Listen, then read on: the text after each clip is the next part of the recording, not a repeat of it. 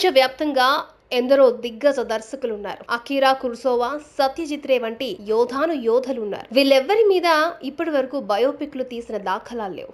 వీళ్లకు సంబంధించి కేవలం డాక్యుమెంటరీలు మాత్రమే అందుబాటులో ఉన్నాయి. అంతెందుకు, తెలుగులో దాసరి తర్వాతే ఎంతటి దర్శకుడైనా దాసరి నారాయణరావు జయంతిని డైరెక్టర్స్ డేగా భావిస్తున్నారు కూడా. అలాంటిది దాసరి మీద లేని బయోపిక్ విశ్వనాథ్ మీద తీయడమా అన్న చర్చ నడుస్తోంది. ఇదే టీజర్ లో చూపించినట్లు విశ్వనాథ్ సినిమా అనే బస్సును డ్రైవ్ చేసుకుంటూ భక్త జనులను ఎక్కించుకుని వాళ్ళను ఆధ్యాత్మిక లోకాలకు తీసుకెళ్లి ఓలలాడించిన మాట వాస్తవమే. రొమాంటిక్ చిత్రాలంటే రాఘవేంద్రరావు, సోషల్ డ్రామాలంటే దాసరి నారాయణరావు, కళాత్మక చిత్రాలంటే విశ్వనాథ్ అన్నమాట అందరికీ తెలిసిందే. ఒకనొక రోజుల్లో కె విశ్వనాథ్ డైరెక్షన్లో వచ్చిన చిత్రాలన్నీ బ్లాక్ బస్టర్ హిట్లే. ఒక స్వాతిముత్యం, సాగర సంగమం అంతర్జాతీయ ఖ్యాతిని గడించాయి. కమల్ చేసిన తెలుగు సినిమాల్లో విశ్వనాథ్తో చేసినవే ఎక్కువ. భాషలతో సంబంధం లేకుండా విశ్వనాథ్ సినిమాలకు అభిమానులున్నారు. సప్తపది, స్వర్ణకమలం వంటి హిట్స్తో విశ్వనాథ్ కళా శిఖరాల అంచెలను తాకేశారు. కానీ ఒక దర్శకుడిగా విశ్వనాథ్ మీద బయోపిక్ అంటే ఆశ్చర్యంగా ఉంది. దాసరి మరణానంతరం ఆయనపై ఓ బయోపిక్ వస్తుందని ఆశించారు అందరూ.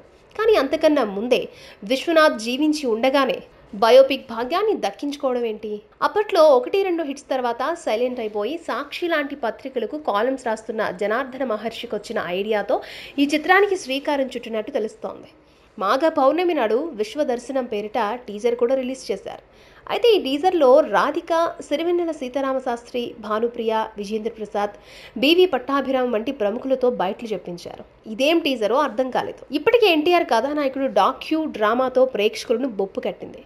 ఇక విశ్వనాథ్ మీద కూడా సేమ్ ఇలాంటి డాక్యుమెంటరీ చుట్టేసి కొన్ని సూపర్ హిట్ పాటలు వాటి మీద అలిమేసి జనం మీద వదిలేస్తారా అన్న డౌట్ కూడా వస్తోంది. 100 ఏళ్ల వెండితెర చెబుతున్న 90 ఏళ్ల బంగారు దర్శకుడి కథ వినడానికి బాగానే ఉన్నా అసలే బయోపిక్లకు రివర్స్ గేర్ నడుస్తోంది.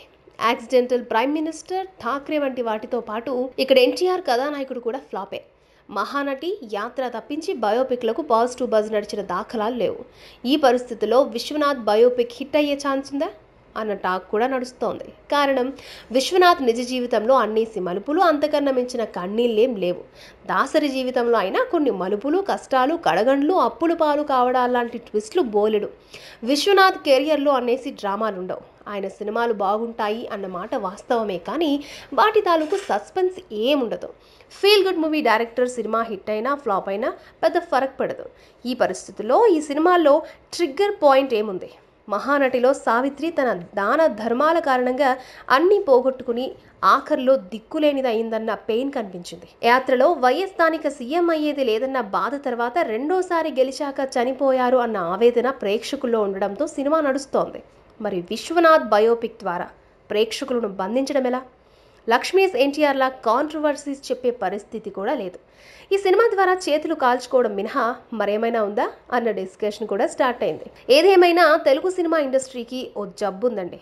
లవ్ సినిమా ఒక్కటి హిట్ అయితే వరుస పెట్టి తీయటం, ఎర్ర సినిమా ఒక్కటి హిట్ అయితే వరుస కట్టడం, భక్తి సినిమా ఒక్కటి పర్లేదు అనిపిస్తే దాని వెంట పడ్డం, ఫ్యాక్షన్ ఇరగదీసిందంటే ఇక వాటిని వదలకుండా వెంటాడడం. ప్రస్తుతం బయోపిక్ల కాలం కావడంతో ఇలాంటివి మరో 6 డజను వరకు రావచ్చు అన్నమాట గట్టిగానే వినిపిస్తోంది.